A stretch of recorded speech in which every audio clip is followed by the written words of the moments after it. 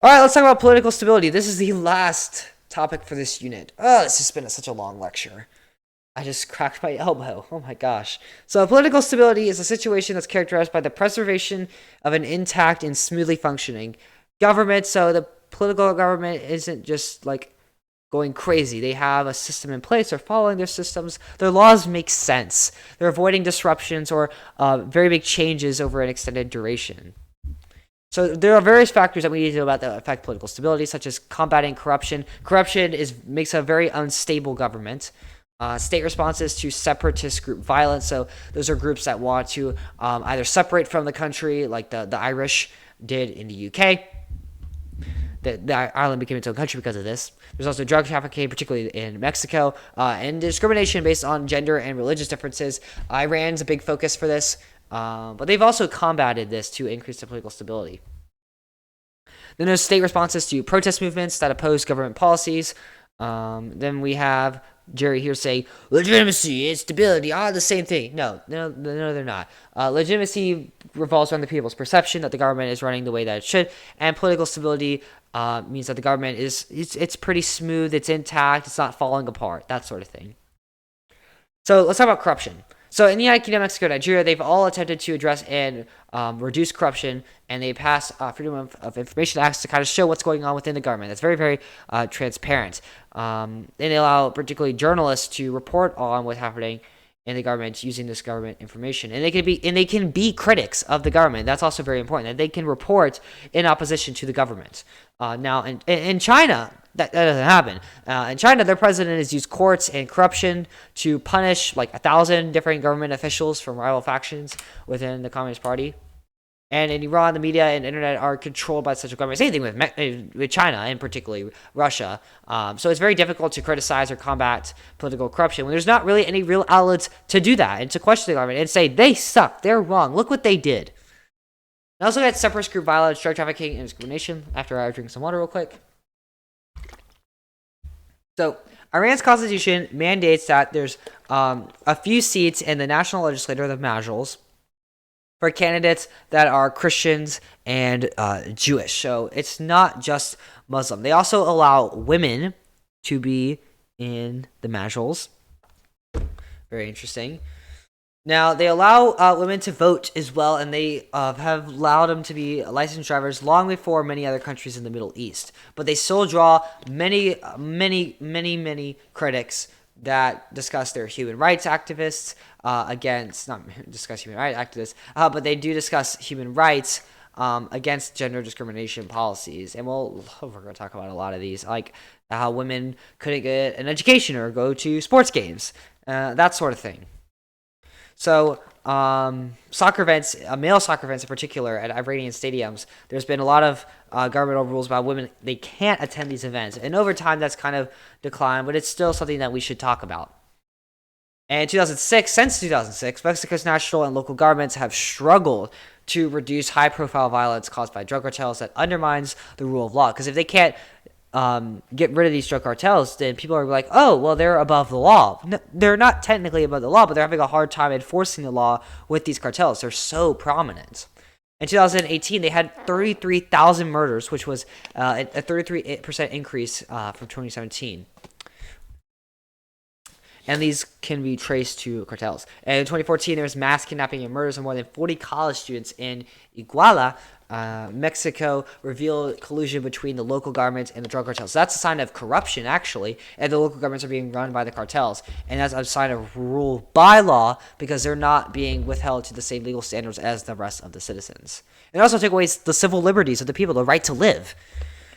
So mass protests have taken place against national government officials for not addressing the corruption and crime of local governments working with drug cartels in response to this kidnapping and mass murders in Iguala. So this shows a really big sign of political instability because these local governments, they're not adhering to rule of law. They're not very smooth. There's a lot of shady stuff going on here, and the people are protesting because the political government isn't stable or legitimate for that matter because of that.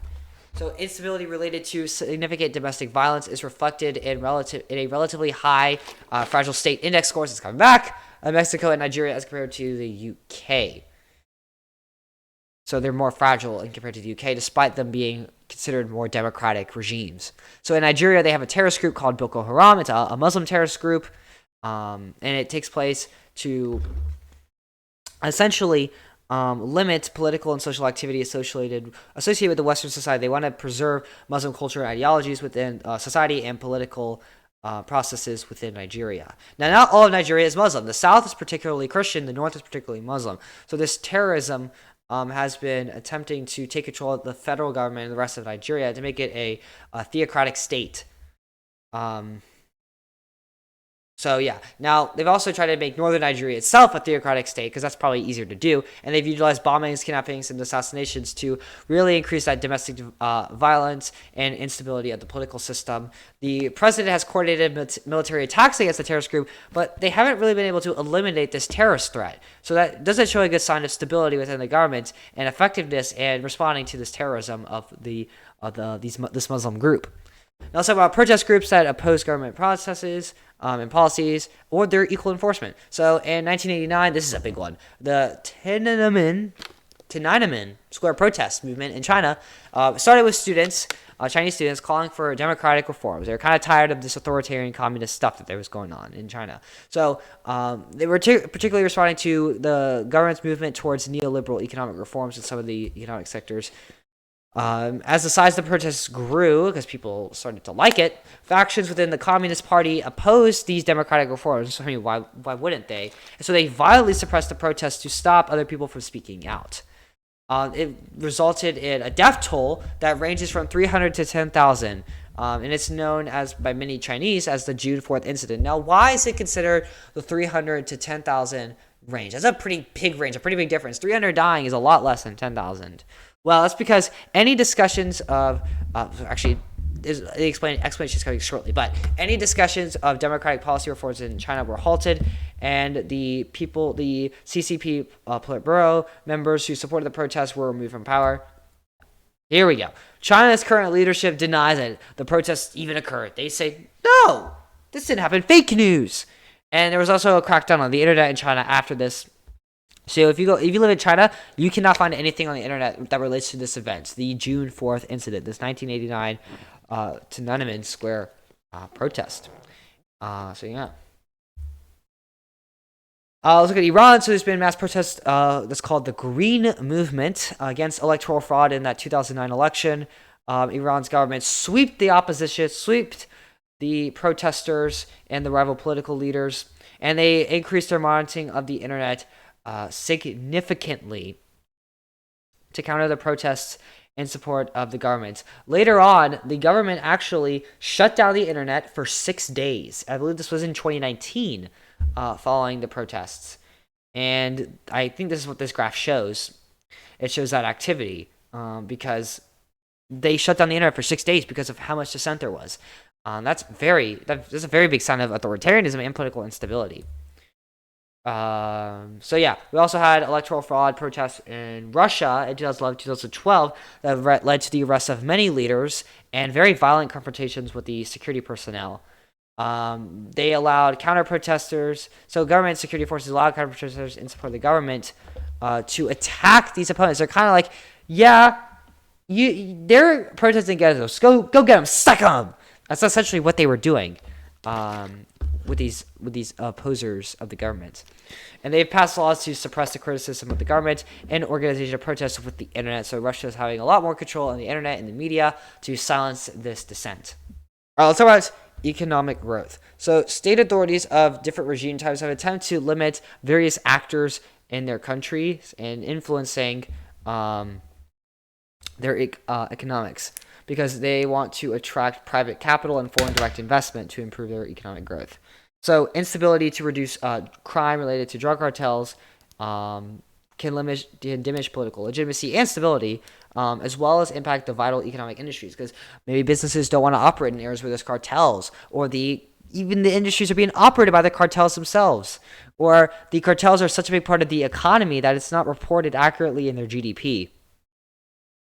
So Mexico's tourism centers have grown increasingly worried that crime related to drug cartels will reduce visits by foreigners, because foreigners don't want to be somewhere where there's cartel violence and cartel prominence. So those tourist areas, particularly in the north, are kind of worried that their funds and their profits are going to decline because of this drug cartel prominence. They've increasingly attacked the gas and oil lines to steal fuel. So they're stealing fuel. That fuel can't be sold to other countries to make money in Mexico. Thanks so much for watching. Please like and subscribe. It's free, which means it costs $0, and it really does help me out. Leave a comment down below with any questions. I'll be happy to answer them. There's some links down below in the description with practice tests, key terms, guided notes, all that fun stuff. Head on over to the next AP Comparative video on some really cool political stuff.